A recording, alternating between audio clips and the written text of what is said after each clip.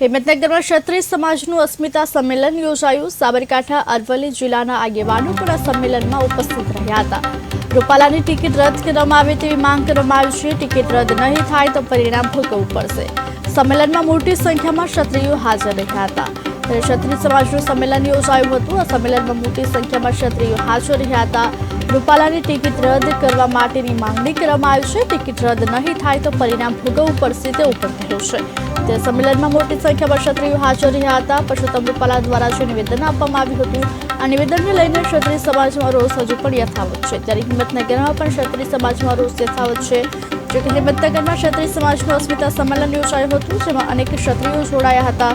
રૂપાલાની ticket રદ કરવામાં આવે તેવી પણ માંગ કરવામાં આવી છે। ટિકિટ રદ નહીં થાય તો પરિણામ ભોગવવું પડશે।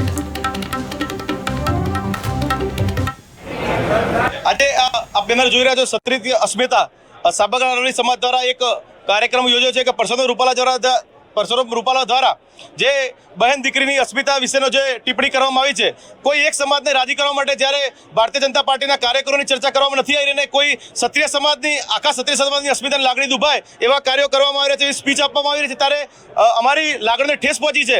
અને અમારો સર્વેનો એક જ પ્રયાસ, એક જ વિનંતી, એક જ ટકોર છે કે પરસોત્તમ રૂપાલાની ટિકિટ પાછી ખેંચાય। આ સમાજ માન મર્યાદા મોભાળો સમાજ છે, હજી રસ્તા પર ઉતર્યો નથી, આવેદનપત્ર અને કાર્યક્રમો કરી રહ્યો છે। જ્યારે રૂપાલાની ટિકિટ રદ નહીં થાય અને જો ફોર્મ ભરવામાં આવશે તો આ સમગ્ર સમાજ એક નિર્ણય લઈ અને રોડ ઉપર પણ ઉતરશે, આંદોલન પણ કરશે અને કોઈ પણ એક નિર્ણય લઈ અને એને ટેકો પણ જાહેર કરી શકે છે।